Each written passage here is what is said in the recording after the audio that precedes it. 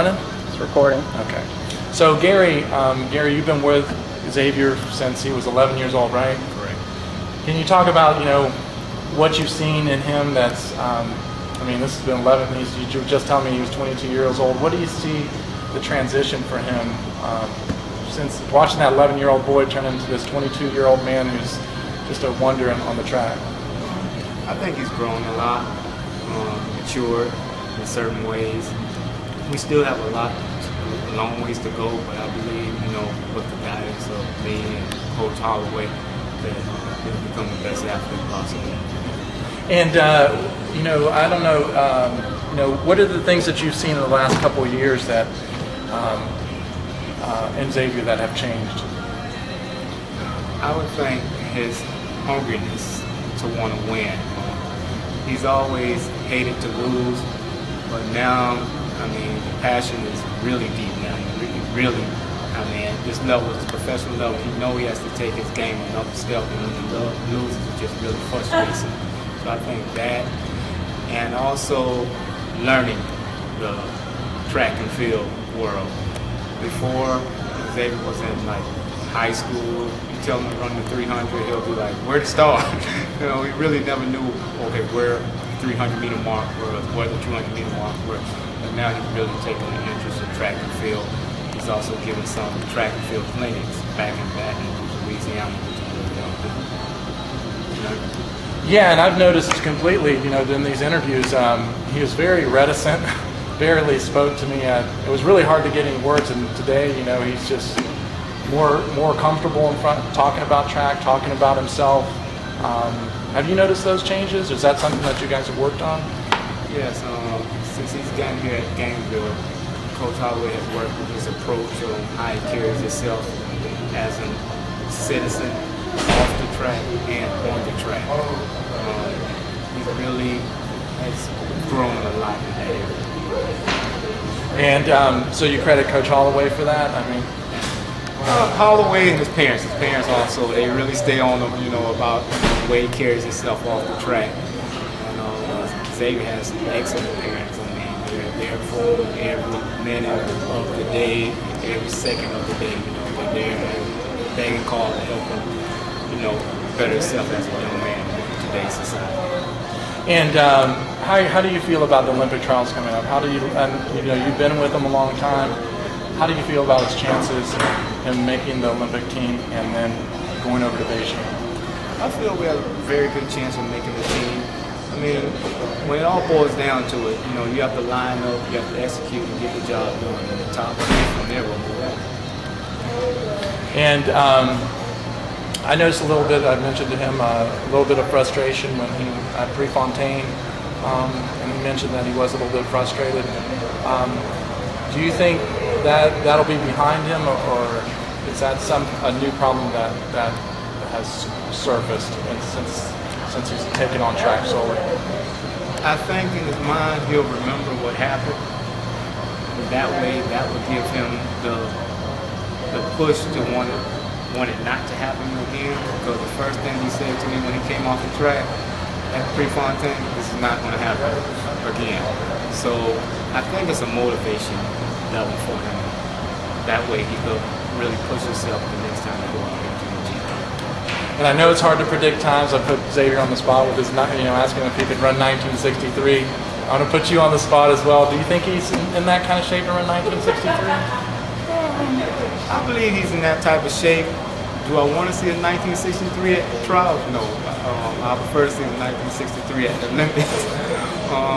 But I do feel that it's going to take 3 sub-20s to make it out the 200 for the U.S. because we have such a great 200 field with Dean, Spearman, Crawford, Gay, and with them 5 pushing each other around the curve, I think anything's possible.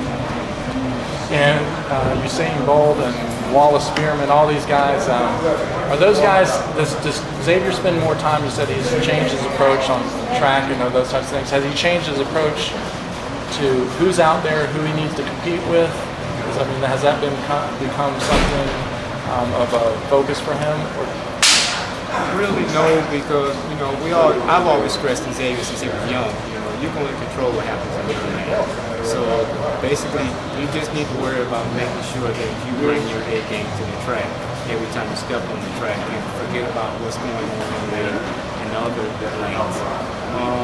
The funny thing about the 200-meter guys, I kind of watch some of the other events, the 100 meters, the 400 meters. Them guys are not as close as I feel the 200-meter guys are. You know, at warm-ups, they're talking with each other, talking to each other, okay, come on, let's do this, let's go 1, 2, 3. And they really have a close relationship with them 200 guys, Gage, Spearman, Crawford. And talk about the decision to run the 100, 200. A lot of people see Xavier as running being a 400, a 200, 400 guy, not a 200, 100 guy, though he did win the NCAA championships. Can you kind of talk through you and Coach Holloway's thought process and why choosing the 100 and 200? Well, from the day Coach Holloway came to recruit Xavier, he said that Xavier was a 100-meter guy. He just needed some technical work done. Me personally, I've always been a big 400 fan. That was my favorite event, and I really like working with Xavier with the 400. Holloway, he's not new to this game. This is something he's had great runners before, and I believe that Holloway can get Xavier to become one of the great 100-meter runners.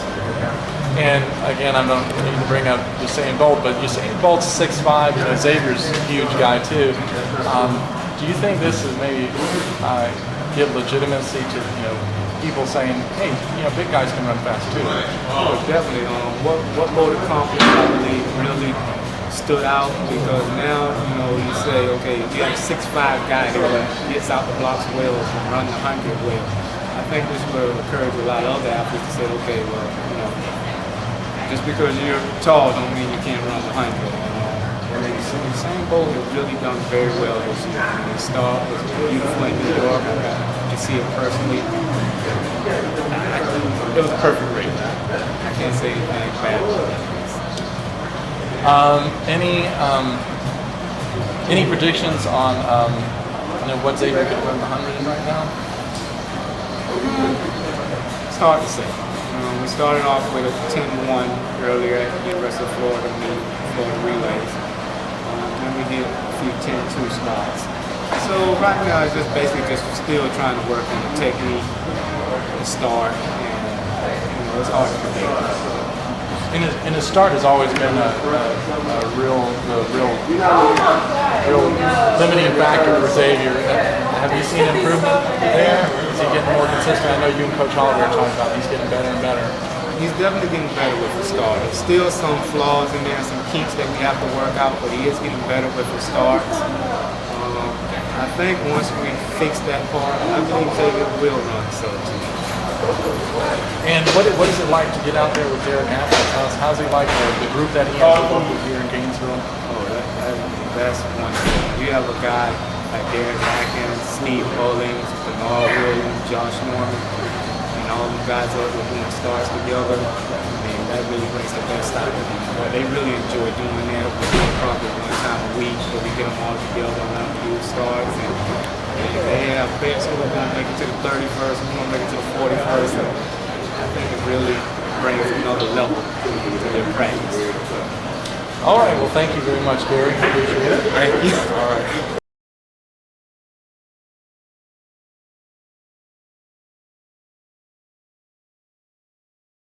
The University of Florida track, and I just want, what are we going to see today from Xavier in his workout?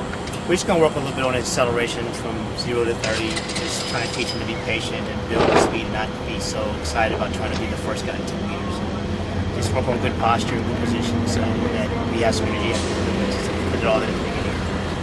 And this is going to translate better for the 100, 200, or? Any race that he runs. It'll translate to any race he runs, but more for the 100 today than anything else. And what kind of things have you seen in his technique that's you've had to work with or try to perfect, or that you see are problems with his technique? Well, his technique I think has gotten a lot better, but I think the big thing with Xavier, this is his first probably full year healthy, and he's even had a couple energy problems this year, but the big thing is just teaching him just minor things like leading with his thigh instead of leading with his foot. Not get all those backside against the butt kick he's been used to, especially in Florida or 200. So basically, it's just kind of teach him to sprint the way I like to teach the sprints here. Versus, I mean, obviously the guy was good before he got here. It wasn't like I had to reinvent the wheel, but just some minor things like that. And I know you're big on technique. How's Xavier responded to technique? Because I know that's a big stickler with you. Yeah, no, I mean, it's been frustrating for him at times, but as he started to understand it, and we're at a point now where he understands what I want. He's starting to feel it and understand it's going to help him run better. So he's doing good. All right.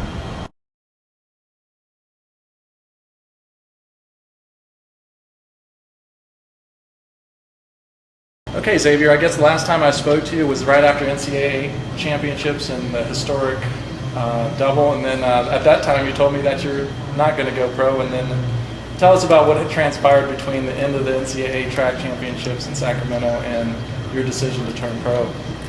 Well, my decision to turn pro was based on, the contract and should I come back another year, and if I was to come back another year, that probably would mean I had to play another year of football.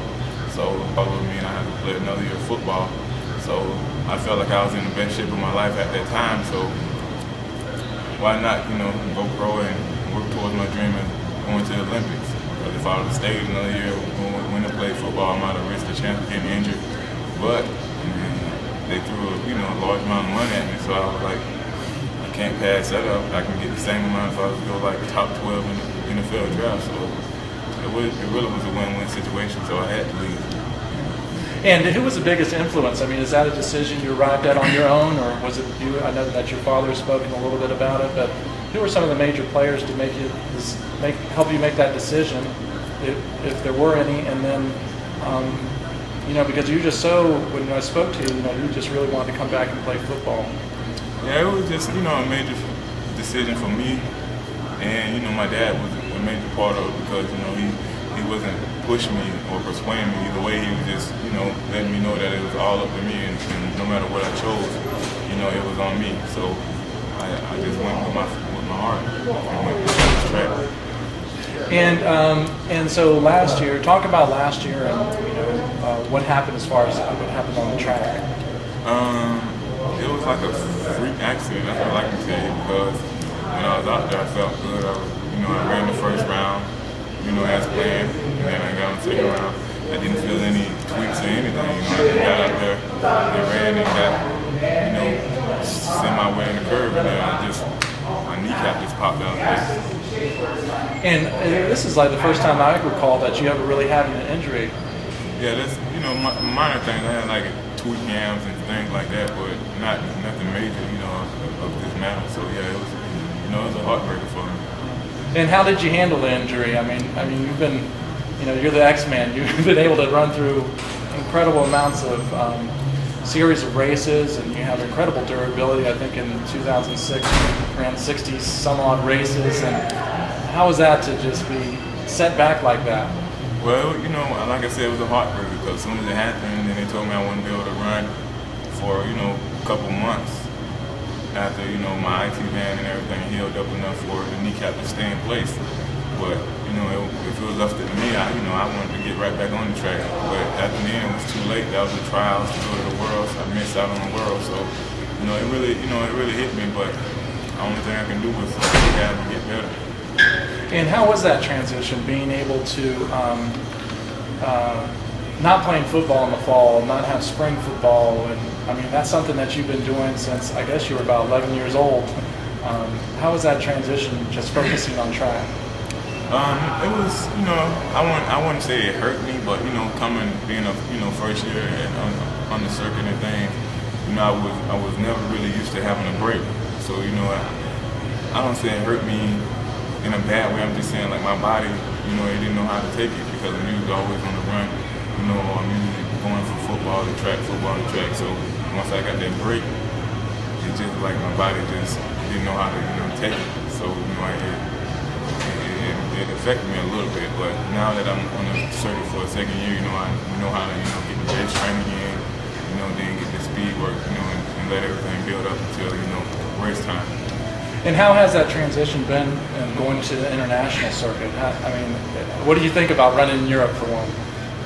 I like it over there. I like the scenery, but when I'm over there, I'm usually over there for strictly business. I don't want to go out and do anything. My mom, she comes on the trips and she like, yeah, let's go see buildings in Rome and things like that. I'm like, Mom, I'm trying to handle business here or whatever, but you know, it's beautiful over there. I like traveling, you know, the fans are great, you know, the big stadiums, you know, so I like to go over there and run, but it's nothing like the States though. What do you think of the fan support there and their fanaticism about track and stuff? Is it something unusual, or you just kind of take it as it comes?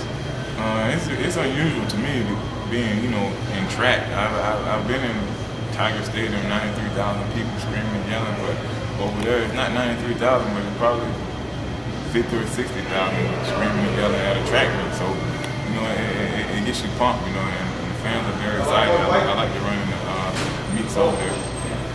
And let's talk about, you know, your move from LSU. You had some problems there. Can you know, address those problems and why you eventually chose Florida? I really didn't have any problems with coaching or anything of that matter. You know, Coach Xavier is a great coach. You know, he got me, as you see, all the way here. You know, he helped me accomplish the things that I accomplished in college, track and field. So, you know, it was nothing on that part of it. You know, I got in a little, I call it misunderstanding, because when the first time I got in trouble, you know, it was based upon a bunch of me and my friends hanging out in front of an apartment complex, and it was involved with a girl that I knew personally, with friends or whatever, you know, and we were out there clowning around, whatever. I did what I did, other people did what they did, but it wasn't my actions that caused her to press charges or whatever, but you know, because as you can see, the charge was pressed like 17 days after the incident happened, but I'm not going to say their names, but on behalf of other people, they didn't hold up their end of the bargain or whatever that they had to do, because what I did didn't even cause any damage or whatever. She wasn't worried about that, but she went down there and pressed charges, so they asked her who all was involved, so of course she had to bring my name up, and it wasn't really a big deal, but you know, once a person of my status get in the paper, you know, they're going to blow it up. It was in my hometown paper like 6 days in a row. So, you know, that just taught me a lesson that when that happened, it really hit me like I'm big, I can't be doing anything like that. So that was a lesson learned, but you know, it happened. So that's all behind me right now. And what do you think about this new scrutiny? I mean, anything that you do, you know, the Florida Today is on top of it. It gets around the press. What do you feel about that scrutiny? You think it's fair, or sometimes it's unfair?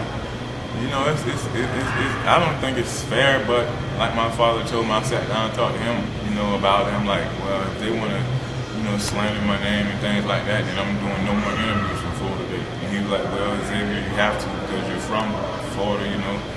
They followed you since high school and junior high, so, you know, you have to abide by the rules, and you won't have to worry about that, because you sell papers for them, whether you're winning national championships or you're getting in trouble. So I just looked at it that way, like, you know, if I stay out of headlines, then, you know, I couldn't be slandered, but I can also, you know, help them sell papers, I guess, by doing what I have to do on the track. And let's move on to another topic, and your decision to come here to Gainesville. I know I've been knowing Coach Mouse for a while.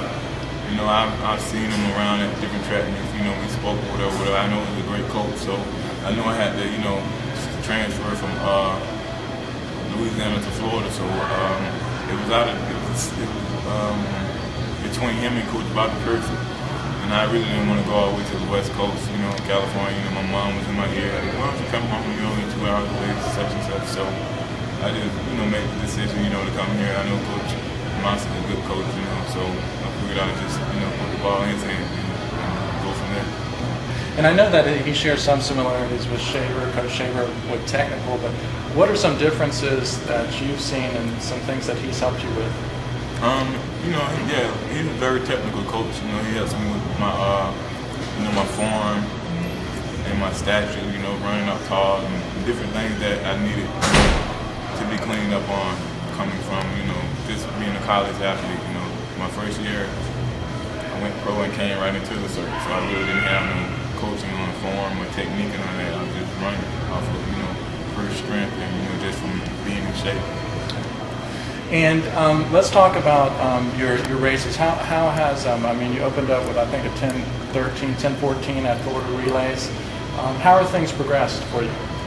It's progressed pretty well. I haven't really been doing too much sprint workout since the beginning, but I've been doing strengthening workout. As you can see, my first 400 I opened up with 4-4-7. I'm really doing distance workout to get stronger. But now we've backed off of that. Now we're doing sprint workout, as you can see today. And getting me ready for the trials and the 200 and things of that nature. So I feel very comfortable, going into the trials, and I feel in shape. So I just gotta have to let it go at the trials and see what kind of times I can drop. And what distance are you going to compete in? What sprint events are you going to compete in at the trials? The 100 and the 200. And is there any aspiration to get on that 4x4 as well? Yes, I'm a quarter runner at heart, but I just feel like I want to compete in the sprint events this year at the Olympics. So there's a lot of aspiration to run on a USA 4x4 team because I feel like I'm as good as any other runner out there they have, But sometimes they choose other runners, whether they've been on it in the past Olympic years or anything like that. But I'm just sit back and wait and see. But if they call me, ask me to join, then I definitely want to be on there. Yeah, and I don't recall seeing many 400 times from you this year, if any. Are you going to run a 400, an open 400, to just show them that your fitness, or are you just going to take it off of the 100 and 200 performances at the Olympic trials? I ran a 400 already this year in the Reebok meet. But yeah, after the trials, I'm going to Europe. I'm gonna run a couple of open 400s for sure. So I hope I drop a good time. To leave them with no question. But they just, about to put me on there. But we'll see how things go in a couple, next month. And I was watching the Prefontaine Classic on the television, and one thing I noticed in your performance in the 200 was you looked a little bit frustrated there at the end. Can you kind of go over that race? Was that true that there was some frustration on your part, or kind of go through that race? Yeah, it was a little frustration. I was mad with myself, if anything, because I didn't run my race. I was running other people's race, and as you can see, I got out a little bit too hard, and when harder than what I wanted to.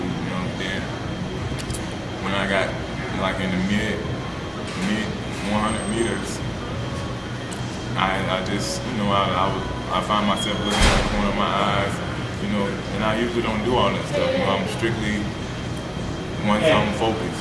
I can only control what's in my lane, and I didn't do that. I was everywhere, eyes this way and worried about this and worried about that. But I take full responsibility for that loss because, I should have won, me personally, but I just did some things out of the ordinary. I had to accept the consequences with a loss in third place, so I know better now. And does that give you motivation? I know you don't like to lose. No, I hate to lose. They give me plenty of motivation because people who shouldn't be beat me, so and they feel like they got the upper hand on me, and I hate for someone to feel that way, and I hate to feel that way the way I felt with the loss in my belt. So when trials come, I'm just gonna let it all go, run my race. And how has it been? It's been a real hard balancing as you're in the toughest trials in the world, and you have to prepare for that the best you can, and then you have to also look at competing in Beijing if you make the team. How hard has that been to balance those two things? Well, it really hasn't been hard because already I've been running against Wallace, Tyson Hill, and all those guys since college. NCAA has been thing to watch because they're all the top sprinters in the world. So when it comes to the USA trials, it's just like a mini Olympics. First top three, and everybody is good. So everybody wants to run hard as fast as they can. And then when you get to the Olympics, you have more fast runners from different countries joining in with you. So it's really an outstanding field. Finals of the Olympics, it's going to be crazy. You're telling what you might see. And talking about some of the world competitors, you have Derek Atkins over here training as a training partner. He finished second in the world last year, and then Usain Bolt is just totally taken it to another level as far as his times and everything. Do you think about those things? No, not really. Like I told you, I can only control what's in my lane. I see those things, obviously, because everyone else does also, you know, and I can congratulate the runners when they're running good, you know, but there's nothing I can do about it. I can't, you know, just because he ran fast, I can't just tell myself that I'm going to run fast right now, because it doesn't work like that, you know. I'm on a schedule, and I'm following the schedule as planned, so running fast right now really doesn't mean anything to me. Making it like the team means the world to me right now, so that's what I'm trying to do. And I know you're 1963. Is there any way you can make a comparison that you're in that kind of condition around 1963 like you did a couple years ago? I can't really make that prediction right now. You know, I got to get a few more races under my belt. You know, and I feel it. I feel strong. I feel very strong. But you know, I just got to get a few more races under my belt. You know, get my race critique. You know, and then after that, by the time I should be well in shape, have enough races to where I know when I can do this and when I can't do this. You know, but right now, you know, I haven't ran enough. So as you've seen in the Prefontaine, you know, I tried to do something that was out of my element, and I blew up at the end, basically. But you know, I critiqued that, and I know what I did wrong. You know, so now it's just back to the drawing board and then back on the track. And is this something that you're going to be in for the long term? I mean, the Olympics is a big thing, and this is why you left track. What's going to happen beyond the Olympics?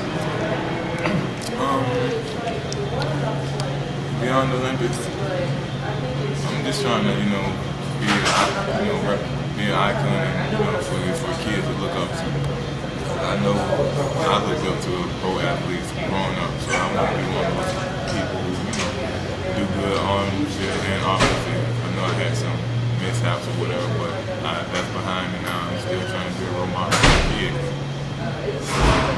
Beyond track, after the Olympics, if I finish running track, if I don't go play football, you know, in the long run, you know, I'll probably be a coach, you know, help other kids, try to train my own athletes to be a world-class sprinter. Okay, and then I was talking to you before, you know, there was talk about your, to do some of the little lighter question is, you know, you got hit with the highest contract, at least it was reported in the newspaper. Kind of talk about some of the, did you ever imagine making this kind of money? What are the kind of things have you done that you can share with us about what you've done with your increased salary there? I really never thought about making, you know, that much money in track and field. You know, because growing up, I always wanted to be a football player, a basketball player, because those were the guys making all the money at the time, you know. But I never knew that, you know, hitting this far in track and field would, you know, establish me financially like, you know, it did me. But, you know, now that I look back at it, you know, my dad told me it'd be big money at the end if I pulled off this double and ran great or whatever, you know, he wasn't lying, but nothing has really changed since I did that. You know, my parents are still, you know, 100%, you know, behind me. Like if I want to go do something out of the ordinary and buy something, my dad's the first person right there to either text me or call me, you know, what you're doing, what's going on. He try to get in my head to see what's going on because I'm always moving, you know, but I haven't really done anything. I got 2 cars, and that's about it, really. You know, jury, a little bit of jury and stuff, but other than that, I haven't made any real progress yet. And a couple of things, I've always noticed the tattoos. You always have some tattoos on you, and you're just joking with me before the tape that you have one across your back with this chicken, what'd you say? Chicken fried rice. So can you talk about some of your tattoos, what you have? I got numerous tattoos on me. It's just personal motivation for me. You know, I just look down at them sometimes like I'm in the hot sun, you know, and it says no weapon formed against me shall prosper, you know, and it helps me get through hard workouts, hard days, hard things going on in life, you know, because I always know it could be worse, you know. So it's just, you know, personal motivation for me. And what other ones do you have? You have this one on your arm? You know, only God can help me with the angel in the clouds, like an urban angel has a hat on the back with a cross on his neck and stuff. You know, just little things, you know, that help me get through the day. Yeah. And then the one on your neck? It's my initials, and it says Lord knows. Basically, like no matter what you do, the Lord knows what you do. So, you know, it's just personal things. So So you're a deeply religious person. Yeah, I grew up in the church. I still go to church when I go home. With my family. But my mom, she sends me scriptures every day. I read them. She sends me scriptures through text messages or tell me to go in the Bible and look this up. She think I'm having a hard day, or I talk to her and she sends me a scripture related to whatever I'm going through that day. So yeah, I'm pretty religious. And then the last question, any kind of superstitions or anything that you do going into a race and prior to a race? Not necessarily. I just, I listen to my music and things, but I really don't have no superstitions. Like, I put on my uniform before I go out and run in the mirror for a little bit. But other than that, I don't really do too much. With the superstition, I just pray about it and put it in God's hands and tell him to run with me and whatever. So if it's meant to be, then it's meant to be. But other than that, I don't do anything but listen to my music. And I'm always on the side asking you all these questions, and I never always like to try to give the athlete an opportunity to say anything that's on their mind that I may have missed during the interview. Anything that you care to say that you can think about that I missed that you think should be in the interview, or anything that you'd like to share with your fans out there and those people who are hoping that you make the Olympic team and do great things? I don't really have anything to say, but to the fans, support me 100% because I'm gonna give you 100%. Try to make the Olympic team. But other than that, I'm just gonna be me and try to, be successful.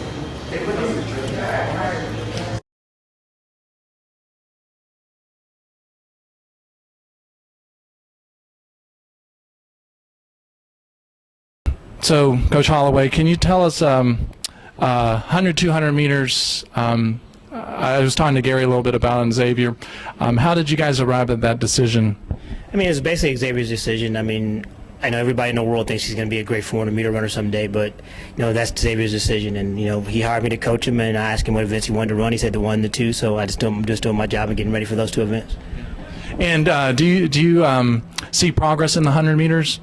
Oh, definite progress in 100 meters. I just think the big thing with him is he's had a little bit of an ankle problem. He's starting to get healthy now, but he opened up at 10:15 and a week later ran 10:16. So I'm not concerned about his 100 at all. I know everybody else is, but I'm not in the least bit concerned. And the trials, I'm not sure if he did this before, but he talked about, he opened with the 400 in Miami. And have you worked on the base considering all the rounds and all the races that he's going to have to run? Did you work on that early? That's something I always do. I sit down and I look at what they have to do and, look at the trials, how much time he has between races. So we do things in training that stimulate those systems so that if he has to run a 200 and come back an hour later and do another one, stuff like that. So we've done the base. He's in shape to run anything from the 100 to the 400, so he'll be fine. And, I asked him this question also, balancing the toughest trials. It's basically the Olympics. The Olympic trials is the Olympics. And how do you balance that with the Olympics, a month away? Well, I think the big thing you have to do is you have to take care of yourself immediately after the trials. You can't, I don't think it's very smart to come back and start racing right away, especially after doing the double he's going to do. I think the other thing you have to do is get with your physio, get with your trainers, watch your nutrition, get your body recovered before we start going into any more heavy training, and understand that you're not going to race a lot or at a very high level until you get to the games.